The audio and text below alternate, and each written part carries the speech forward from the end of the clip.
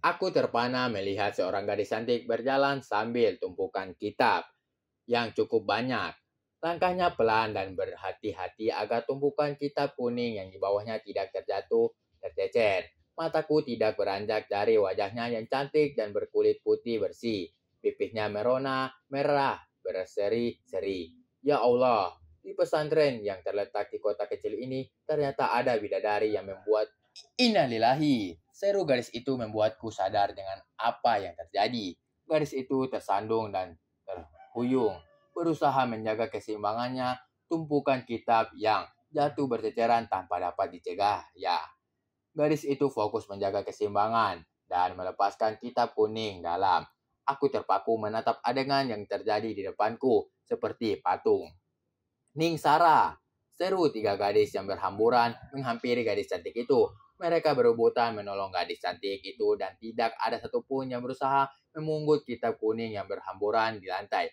Astagfirullah, gumamku tersadar dari pesona kecantikan sang bidadari. Aku bergerak cepat memungut lembar demi lembar kitab kuning yang berserakan.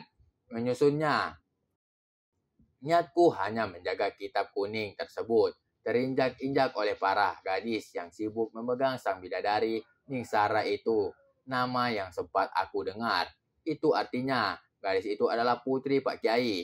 Nama yang sering aku dengar dari para santri yang memuji kecantikannya setinggi langit. Sudah, aku tidak apa-apa. Kitabnya, seru Ning. Menyadarkan, ini kitabnya, Ning. Aku segera mengantarkan kitab yang berhasil kumpulkan asal-asalan.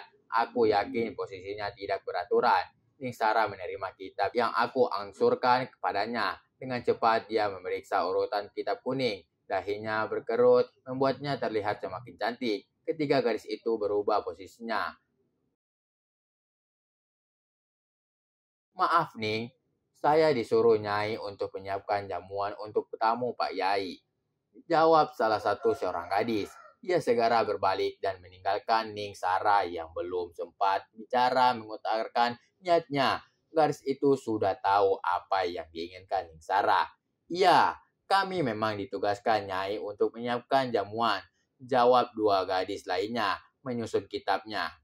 Kamu, seru Ning Sara, berbalik menatapku. Jantungku serasa berhenti berdetak saat melihat matanya yang berbinar seperti bintang menatapku. Aku? Jawabku terbata-bata. Tahu apa yang dimaksudnya. Menyusun kitab kembali pada urutannya yang benar. Bukan perkara yang sulit untukku. Ini seperti kejatuhan durian runtuh. Ya kamu, siapa namamu? Sepertinya kamu santri baru di sini. Aku belum pernah melihatmu, kata Ningsara. Suaranya yang merdu mengalahkan para penyanyi profesional yang sering kudengar. Maksudnya, Baharudin. Jawabku terbata-bata. Hampir saja mengatakan nama panggilanku Udin yang menurut Kiai Haji. Kata Ningsara, memberikan kitab kuning kepadaku. Aku ragu menerimanya. Tapi, seruku kecewa. Ternyata Ningsara menyuruhku menyusun kitab ini sendiri, bukan bersama-sama melakukannya. Kamu yang membuat susunan kitab ini berantakan. Jadi kamu juga yang harus menyusunnya kembali. Jawab Ningsara meninggalkanku. Bukan aku yang salah. Dia begitu gampang menyalahkan orang lain untuk menutupi kesalahannya. Ningsara berbalik menghadapku. Senyumnya yang tadi menawan dan membetot hati dalam sekejap berubah menjadi seringai licik karena berhasil menimpakan kesalahan padaku. Waduh, di mana kitab kuning itu? Perasaan tadi sore masih ada di atas lemari kecil berisi pakaian. Siapa yang sudah mengambilnya tanpa seizinku? Aku sengaja menyimpannya di atas lemari dan tidak tertarik untuk menyusun lembaran kitab sehingga utuh seperti sedia kala. Sebagai bentuk pemberontakannya karena diperlakukan semena-mena oleh Ningsara, mentang-mentang anak kiai, dia tidak bisa bertindak semaunya. Biar tahu rasa dia menggangguku di perpustakaan. Seringai itu berubah dalam sekejap. Mulutnya terbuka dan memamerkan sepasang taring yang siap merobek-robek. Matanya yang berbinar seperti bintang berubah menjadi merah, mengobarkan kemarahan yang bisa menghauskan hatiku. Celaka! Celaka, urusan ini akan berbuntut panjang kalau sampai kitab kuning itu hilang. Mungkin ada di dalam tumpukan pakaianku, walau mustahil. Kitab itu cukup tebal dan jumlah pakaian milikku sedikit sehingga tidak menyembunyikan kitab yang kucari. Tidak ada salahnya mencoba. Kukeluarkan semua isi lemari, tapi tetap nihil seperti dugaanku. Apa yang harus kulakukan?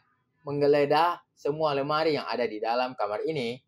Kang, kamu kok malah di kamar? Di dapur semua orang sibuk menyiapkan jamuan tamunya Abah Kiai. Kok piye toh? Kang Zuher menegurku ketika aku masih sibuk merapikan isi lemari yang baru saja aku acak-acak. Oh, enggak, Kang. Maaf, saya lupa. Saya ke dapur sekarang. Jawabku segera memasukkan pakaianku asal-asalan. Nanti aku rapikan setelah bantu-bantu di dapur. Kang Zuber, tadi lihat kitab di sini. Ikutin. Tanyaku sebelum Kang Zuber meninggalkanku. Aku enggak lihat. Jawab Kang Zuber tanpa menoleh ke arahku. Kang Zuher keluar kamar sambil berdecak. Ia santri paling senior di sini dan dianggap sebagai pemimpin para santri. Untuk menjaga wibawanya, Kang Zuber membuat dirinya menjadi galak. Padahal tadi seharian aku ikut berkutat di dapur, menata jajanan basah, dan memasak air, mencuci piring, dan membeli bahan dan kebuli di pasar. Hingga akhirnya aku mengalami kejadian tadi dan menolong Ningsara. Tapi Ningsara malah menimpakan semua kesalahannya padaku. Musnahlah harapanku. Terpaksa nanti aku hanya. Sebenarnya bukan tugasku, tapi tugasnya dengan cara zolim menimpakannya kepadaku. Untuk sementara aku aman karena punya alasan kuat untuk tidak segera melakukan tugas yang diberikan Ningsara. Din, tolong kuali besar bawa masuk ke dalam. Terus masak air mana? Din, siapkan wedang kopi untuk para kiai di dalam. Seru Kang Komar menyambut kedatanganku dengan instruksi. Aku satu-satunya orang yang tidak mengerjakan apa-apa di dalam dapur besar. Oke, siap, Kang. Jawabku bersemangat. Mengantarkan kopi tamu yai adalah salah satu cara untuk ngalap berkah. Dan tujuanku mondok di tempat ini selain menimba ilmu juga untuk ngalap berkah para kiai yang aku yakini mempunyai karomah.